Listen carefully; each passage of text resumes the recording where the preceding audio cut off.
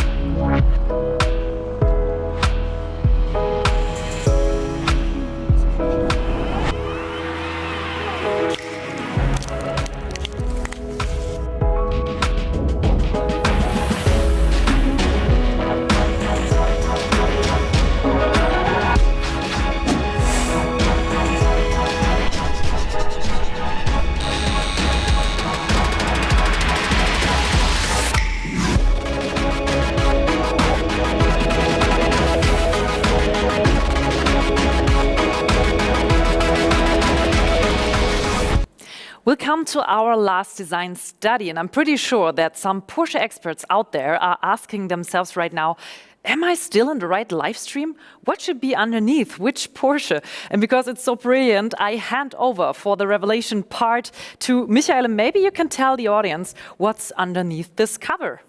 Yeah, underneath this cover we have the Vision Porsche Renndienst. Which is even written here on the side. The interesting part of this concept is that in comparison to the other studies, it was a completely different starting point. So it was really, we put out the question or the challenge, how far can you stretch the Porsche design language? Is it possible for a car with this size, with this proportion, with this architecture to apply and further develop the Porsche design language, that in the end, when you look at the car, you immediately have the feeling that it is a Porsche. And when I look at the car, I'm still very happy, and I think we managed this pretty well.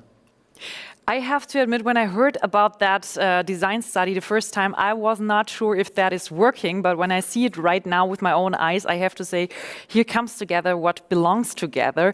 But in the end, Stefan, you have to sell that to the audience, because in the social media part, it's all about feeding the audience with the stuff they want to see. What do you think? Is it a tough task to sell this car as a Porsche to the audience? No, not at all. I mean, Renndienst is one thing everybody knows. Then imagine a trailer with an old ST or RS in the back. You know, imagine some surfboards, skis, snowboards there. I mean, like, this is, for me, it's a dream come true, actually. When I saw it, I ordered one. You know. So just put my name on the list as well. Okay. I have two kids. You know, this is a car which I actually need every day. So I don't think there's any doubt people would flip out for that car. So maybe they will flip out even more when you tell us something about those details, Michael. Yeah, again, as I said, challenge was we have a design language established on our production cars. How far can we stretch it? So the approach here, since you have pretty big surface, was really to build up a certain tension in the surfacing, very reduced, very puristic, but again, having this tension. And then one of the major parts was really to emphasize on the wheel arches, because that gives this kind of sporty feeling and give that car in this mono-volume vanish segment this kind of Porsche characteristics. Mm-hmm. Stefan, you're also the man for the details. What details did you like most when you saw it the first time? The first time, I liked the surface the most. It's like one surface which goes around. It's so beautiful. It's like attention also. And I like the front very much. Not the back side this time. I like the backside also. Also, but the front, I like the lighting very much. You know, I like the lighting design, the intakes. And if you look on the front, of course, I like the one-seater in the middle. This is like a super sports car for me. So it's all world in one. I would call it. I mean, just regarding the headlamps, I mean, I'm glad that you're mentioning this. Because I mean, this is really when we worked on the Taycan or the Mission E, which was the show car for the Taycan. We were very much inspired by this idea here, how we could further develop our design language on the headlamps. And what you see today on the production car on the Taycan has here its starting point. yeah, it's like the electric era with what you can see with the headlights, kind of. But when we're taking a look back into the year 2004, when you started, what has changed since then in terms of those design studies? I mean, a lot of things have definitely changed if we talk about the process, the possibilities with the digital world. We can go into virtual world. We can play this ping pong. So definitely things have changed there. We became faster. We have more possibilities. What didn't change is really this mindset, this spirit, this Weissach Porsche vibe, where say everybody is really is enjoying looking into the future, exploring all these possibilities, and in a way is as well very open to question things. So this didn't change, and I think is really the key for the success of the brand.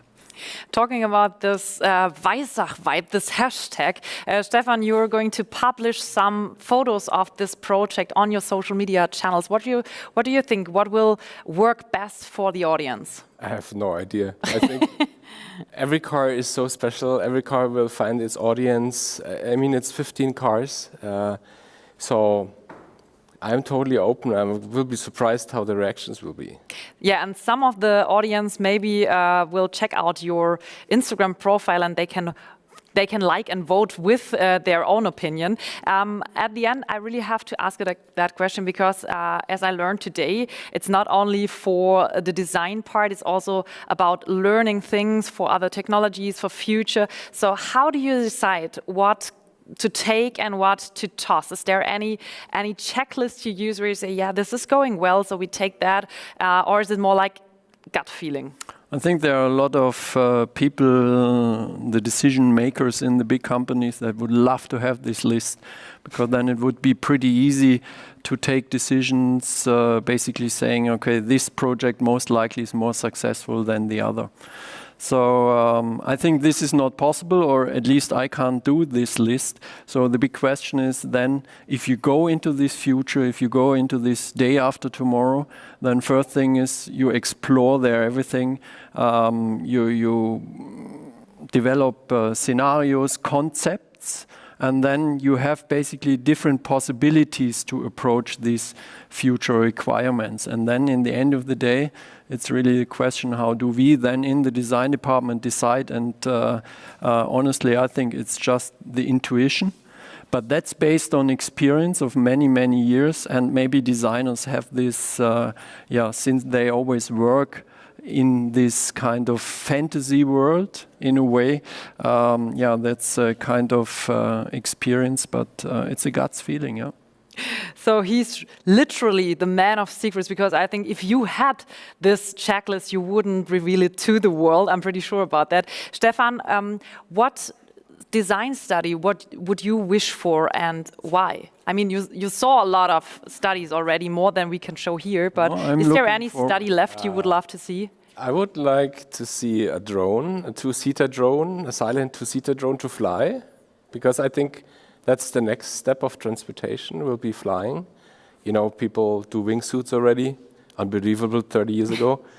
And actually, I would like to have a cargo bike, a cool Porsche cargo bike because I'm living in a city, would be a challenge. Big inspiration for me already. These are completely different starting points to talk about studies without wheels or just two wheels.